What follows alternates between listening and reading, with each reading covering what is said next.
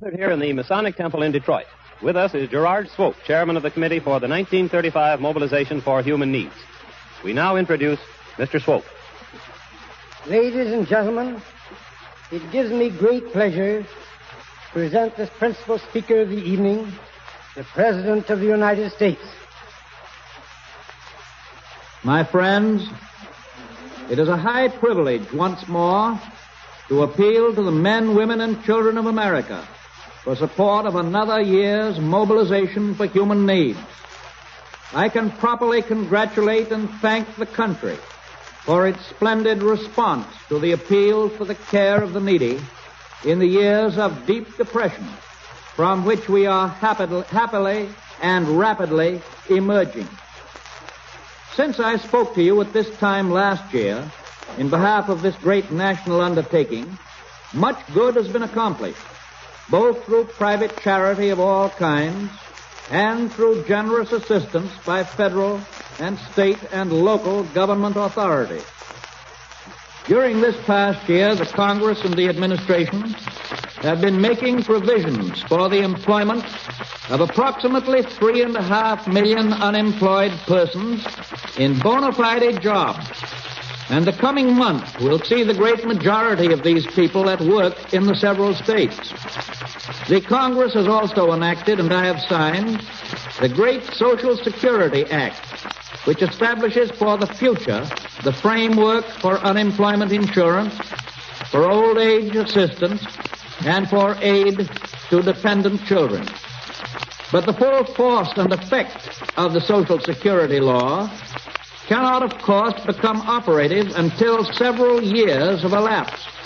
Nor will this law in any sense replace the proper and legitimate fields that are now covered by private contributions to private charities.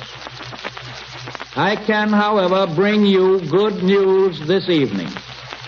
The results of the September employment survey have just come to me this afternoon from the Secretary of Labor.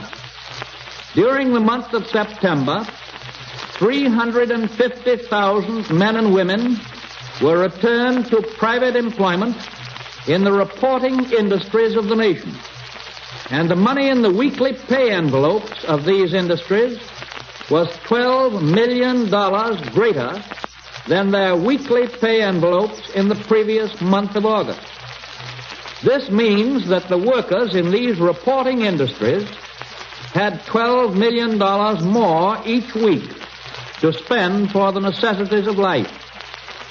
Furthermore, these latest and continued gains mean that nearly 5 million men and women have found employment in the reporting private industries since the low point of the Depression in March 1933.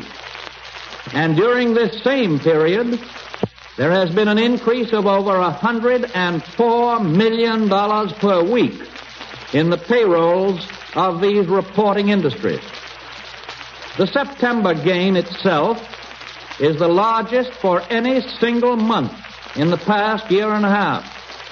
It brings back employment in these industries to the level of November 1930, and it brings the payrolls back to the level of May 1931. Recently, I expressed the hope that private industry would strain every nerve to increase their payroll, to increase the number of those whom they employ, and thus take from the federal government and from local governments a great share of the burden of relief. The figures that I have just cited to you lead me to a greater confidence that private industry is living up to my hope. We seem to be taking up the slack. Even those industries which were long backward in showing signs of recovery are putting their best foot forward. The so-called heavy industries, for example, show encouraging signs of improvement. Employment in this so-called durable goods group is now 62% higher than it was in the spring of 1933. Their weekly payrolls are 139% greater. This represents an increase, a net increase in employment of 1,185,000 men and women and a rise of over $40 million in the weekly payrolls of the heavy industries. I am citing all of these figures to you tonight because they relate to that kind of employment for which the government has definite statistics. But remember that they do not apply to the many other forms of employment of which there is no adequate record. For example, the small retail businesses that employ only a few people and the farms of the nation are not included in the totals of employment and of weekly wages which I have given you, but in their case also it is common knowledge that many thousands of additional men and women have been provided with work. In direct proportion, as the nation as a whole more greatly receives, so is the nation in a position more greatly to give. Why, you may ask, if the distress and the unemployment are less, should the giving be greater? It seems to me that the answer is twofold. First of all, it is your hope and mine that the necessities of government relief, which are furnished by funds received by taxation of the general public, ought to decrease just as rapidly as human needs will allow. But the other reason is of deeper significance, of greater importance. There are, you and I know, hundreds of thousands of men, women, and children who require the kind of assistance which private charity and not government should give. There still remains, and will long remain, a sadly distressed segment of our population, destitute, unprovided for, in the communities of the United States. These are the ones whose plight you, as a good neighbor, go out this week to call to the attention of their more fortunate fellows. It is with them that our private social agencies are primarily concerned. We know, for example, that medical care still needs to be extended to thousands who have not the means to pay for it. We know that great numbers of children still suffer from malnutrition. We know that families, separated or burdened by economic circumstance, must be reunited and given opportunities to move forward. We know that the hospitals, the clinics, the day nurseries need and deserve our help, that homes for the aged, for the blind, for the incurable must carry on their splendid work, and that the agencies that build up and help the youth of our community must equally and should equally expand and improve their splendid work. But we do not want to stop there. We want to emphasize the word work.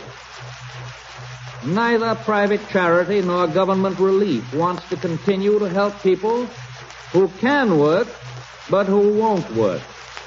There's only one legitimate excuse for unwillingness to work, and that is bad health or advanced age. It is the duty of private charity and of state and local agencies to take care of those who for these sound reasons are unable to work.